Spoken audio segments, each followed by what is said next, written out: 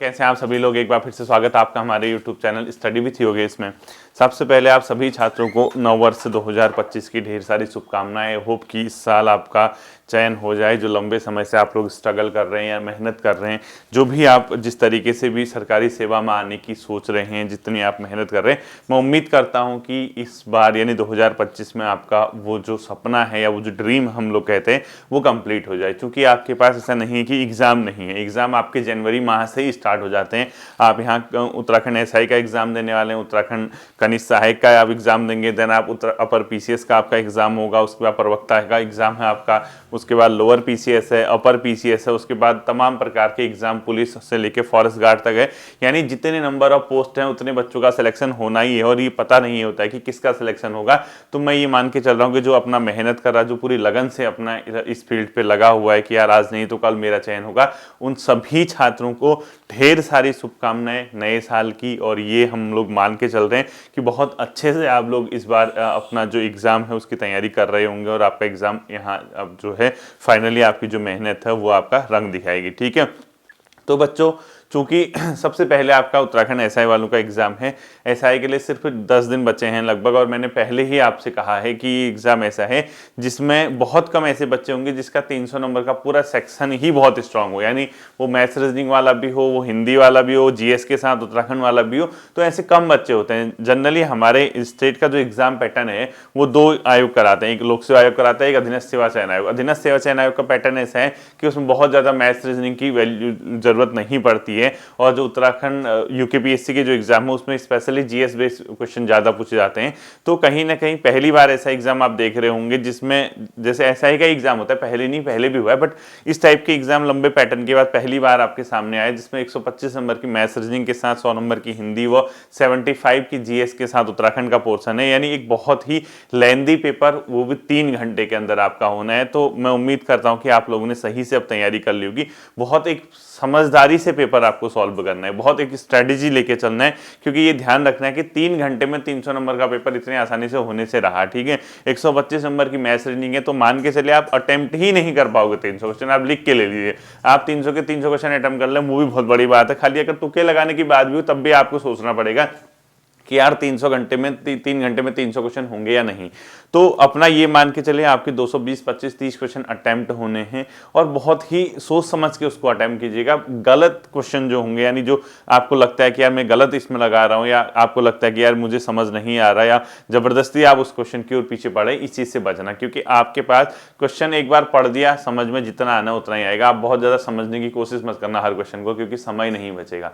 समझोगे तो 150 नंबर में सिमट जाओगे और एक बार पढ़ के जिसका आंसर आपका आ गया, नहीं तो आगे बढ़ते रहना। यही आपकी स्ट्रेटेजी होनी चाहिए। और 300 नंबर का पेपर ना मानते हुए आप 230, 240 क्वेश्चन अटेम्प्ट करना, और 230-40 के बाद अब पे वो तो बाकी डिपेंड करता है कि पेपर कैसा आया है। 230-40 के बाद आप लोग एक काम करना, ये जो 230-40 क्वेश्चन आप अटेम्प्ट करेंगे, कोशिश करना कि एक्यूरेसी के साथ ज्यादा हो, यानी आप उन्हीं क्वेश्चन को अटेम्प्ट कीजिएगा जिसमें आप 100% श्योर हैं। और जहां आपको लगता है कि डाउट है, उन क्वेश्चन से बचना और वहां पे ज्यादा समय न देते हुए आगे बढ़ जाना। क्योंकि समय के साथ साथ आपको पूरा 300 नंबर का पेपर भी देखना है। यानी कहीं ना कहीं एक बहुत बड़ा चैलेंज, बहुत बड़ा टास्क आपके सामने है। और उसके बाद मैथ्स रीजनिंग के अलावा जीएस का सेक्शन, हिंदी का सेक्शन भी उसमें है। यानी हर क्षेत्र उसमें है, हर सेक्टर उसमें है, जिसका सारा जो 3 के 3-4 सेक्टर स्ट्रांग नहीं है, उसके लिए कहीं ना कहीं बच्चों इसमें दिक्कत आती ही है। बट अब इसमें जितना आपने सीख लिया होगा उसी पे ट्रस्ट कीजिएगा। और मैं उम्मीद करता हूँ कि बहुत जल्दी आप लोगों का सपना जो हो साकार हो, जो दरोगा बनने का आप लोगों ने सपना सजोया है, जो इतने लंबे समय से आप उस चीज़ के पीछे लगे हैं,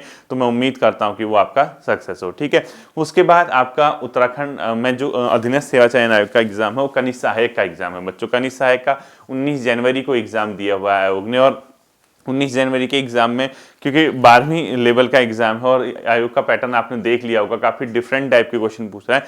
कल्चरल बेस्ड क्वेश्चन ज्यादा पूछ रहे हैं, लोकल, कुमाऊनी, गढ़वाली, जौनसारी शब्दों से क्वेश्चन आ रहे हैं। और बहुत ज्यादा डेप्थ भी कहीं ना कहीं आप लोग कहेंगे, क्योंकि वन डे एग्जाम के अकॉर्डिंग आप जैसे वन लाइनर पढ़ने की हैबिट थी, उससे हटते हुए हर टॉपिक के बारे में आपको थोड़ा पता होना चाहिए। ऐसा नहीं कि आपने कोई नाम सुना, उसका ईयर याद कर दिया है, उसके बारे में एक वन लाइनर क्वेश्चन पढ़ लिया, उससे आपका चयन हो जाएगा। अब उस टॉपिक के बारे में थोड़ा सा आपको पेपर, अगर आप देखोगे, अगर आपने किताबों का अध्ययन किया होगा तो फिर वो टफ नहीं है। क्यों, आप अगर समझ के पढ़ रहे हैं, वो तो साफ साफ लिख रहा है ना आपको। जैसे पेपर उसने लेंदी बना दिया, यानी पहले 100 नंबर के क्वेश्चन वन लाइनर आते थे, अब 100 नंबर के क्वेश्चन के चक्कर में आपको 200-250 नंबर के क्वेश्चन पढ़ने पड़ रहे हैं। यानी एक ही क्वेश्चन में 2-2, 3-3 क्वेश्चन छुपे पड़े हैं, और डिपेंड करता है कि उन 2-3 क्वेश्चनों में आपको कितने आ रहे हैं। अगर नहीं आ रहे हैं तो फिर वो कूट की वजह से गलत हो रहे हैं, और उसमें कुछ ऐसा अनोखा है नहीं।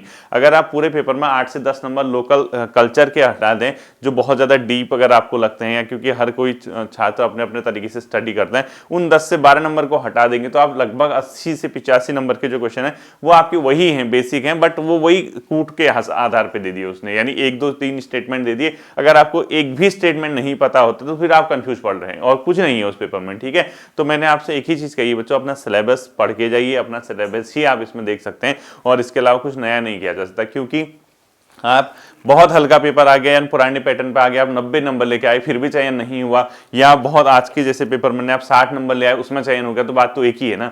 आप सिर्फ आपके लिए नहीं है वो पेपर, जो आपको लग रहा है थोड़ा सा डेप्थ में पूछे, वो सभी छात्रों के लिए, यानी हर प्रकार का जो छात्र उस एग्जाम में पार्टिसिपेट करता है, यानी प्रतिभाग करता है, उन सभी के लिए वो एग्जाम है। तो कहीं ना कहीं आप इस चीज से ज्यादा परेशान मत होइएगा कि यार पेपर आयोग इस तरीके का बना रहा, हमारा होगा या नहीं होगा।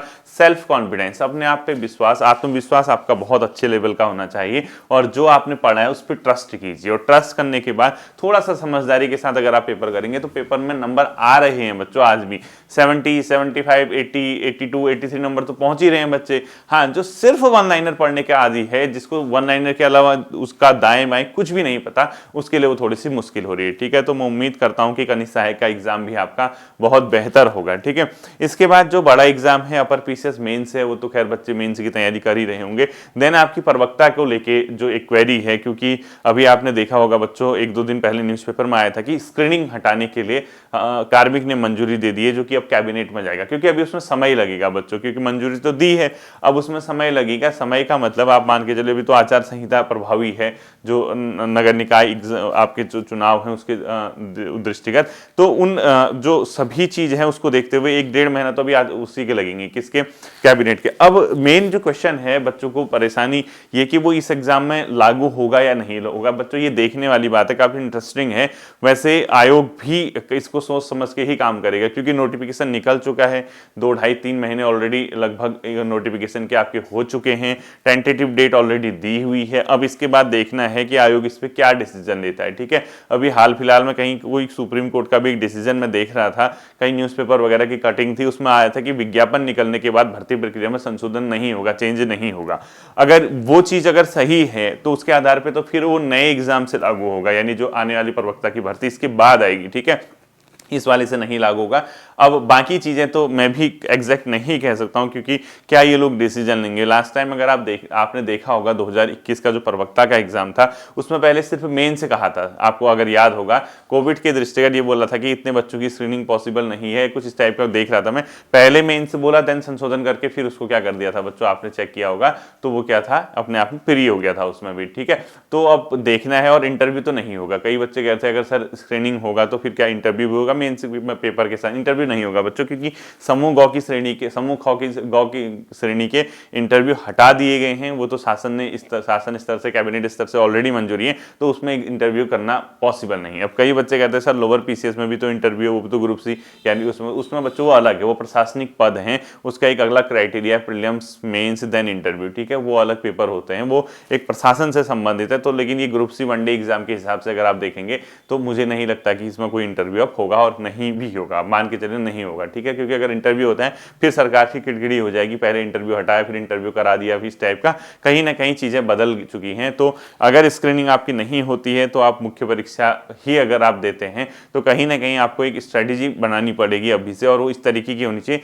70% टाइम अपना फिलहाल के लिए, यानी आप मान के जनवरी एंड तक या 10-15 फरवरी तक आप मान के चलिए, आप प्रीलिम्स को 30% समय दीजिए और 70% अपने सब्जेक्ट को दीजिए। जैसे ही लगभग आपका माह फरवरी आते यानी स्टार्टिंग में कंफर्म हो जाएगा कि क्या आयोग करने वाला है, या आप लोग अपने स्तर से भी आयोग को मेल करके या वहां जाके क्वेरी कर सकते हैं। हालांकि अभी ऐसी कोई इंफॉर्मेशन आयोग के पास खुद नहीं होगी, अभी तो सिर्फ अखबार में आया, फाइल बड़ी हुई, अभी तो कैबिनेट ही नहीं हुई है। 1 माह बाद तो कैबिनेट होगी, तब तक तो एग्जाम का डेट आपका बहुत क्लोज आ जाएगा, फिर चेंज करना बहुत मुश्किल भी हो सकता है। बाकी क्या होगा क्या नहीं होगा ये आने वाला वक्त ही बता पाएगा। ठीक है, उसके बाद आपका पुलिस कांस्टेबल और फॉरेस्ट गार्ड के एग्जाम 2025 में आपके हैं, जो बड़े एग्जाम एग्जाम जिसमें ज़्यादा नंबर ऑफ स्टूडेंट प्रतिभाग करने वाले हैं ग्रुप सी लेवल के, वो बच्चे अभी से बिल्कुल अपना जी जान लगा के मेहनत कीजिए बच्चों, क्योंकि आपका पेपर का पैटर्न सेम ही है ग्रुप सी के जो भी है। आपका कनिष्ठ सहायक का एग्जाम है तो आपका वो एग्जाम भी होगा, यानी आप यहां से अगर आप देखते हैं रेगुलरली एक ही पैटर्न के 2-3 एग्जाम आयोग कराने वाला है जिसमें मैक्सिमम बच्चों ने प्रतिभाग करना है, तो उसके लिए कोई नई स्ट्रेटेजी या नई रणनीति नहीं होगी। मेरे स्तर से जो भी आपके लिए हो पाएगा, जो भी चीज़ें संभव हो पाएंगी वो मैं कराऊंगा, चाहे आपकी फॉरेस्ट रिपोर्ट हो, फिर उसके बाद बजट होगा, उत्तराखंड का आर्थिक सर्वे होगा, सरकार की योजनाएं होंगी, किस पैटर्न पे क्वेश्चन पूछ रहा है उस तरीके की चीज़ें होंगी, वो तैयारी हो जाएगी बच्चों। एक बार ये स्टार्टिंग के जो टॉपिक मतलब ये एग्ज़ाम है वो निकल जाए, उसके बाद थोड़ा सा गैप है वहाँ पर आपकी वो तैयारी शुरू हो जाएगी, ठीक है। लोअर पीसीएस वाले भी अपनी स्ट्रेटेजी को आगे बढ़ाइए। कई बच्चे पूछ रहे थे कि सर मेंस के लिए किस किताब को या कौन सी, तो दृष्टि आईएएस की जो क्विक जीएस बुक है वो भी बहुत बेहतर विकल्प हो सकता है आपकी, क्योंकि जो पैटर्न आयोग ने दिया हुआ है जीएस का उसके आधार पर दृष्टि आईएएस की क्विक जीएस बुक जो आती है, मैंने पहले भी सजेस्ट की थी, वो भी आपकी कारगर सिद्ध होगी और मुझे लगता है कि वन ऑफ द बेस्ट है वो साबित हो सकती है। वो इसलिए क्योंकि आपका इतना बड़ा सिलेबस तो है नहीं जीएस का कि आप सारी भारी भरकम किताबें लें। दृष्टि आईएएस की क्विक जीएस बुक से आपका प्रीलिम्स भी कवर होगा, आपका मेंस भी कवर होगा और साथ ही साथ आपकी चीजें बेहतर होती जाएंगी, ठीक है। उसके बाद जो भी विज्ञापन होंगे आने वाले वक्त मतलब आने वाले 2025 में वो हमें दिख जाएंगे। तो मैं उम्मीद करता हूँ, मुझे पूरी उम्मीद है कि इस बार आपका चयन होगा, आप पूरी मेहनत के साथ लगे रहेंगे और मेरे स्तर से भी जितना आप लोगों के लिए सहयोग हो पाएगा वो जरूर जारी रहेगा। और कल हम लोग जो नेक्स्ट क्लास देखेंगे, पहले मुझे लगता है कि फॉरेस्ट रिपोर्ट को आप कराना चाहिए, क्योंकि पत्रकारिता के 3 टॉपिक करा दे, उसमें एक ही बचा है टिप्पण और प्रारूपण, ठीक है। वो कभी भी हो जाएगा, कोई बड़ी बात नहीं, 2-3 दिन 3-4 दिन के अंदर या कल ही वो हो जाएगा। जो भी होगा, जो कल क्लास आएगी उसको जरूर देखिएगा, ठीक है। फिर मिलते हैं अगले सेशन पे, अपना ध्यान रखिएगा। Thank you.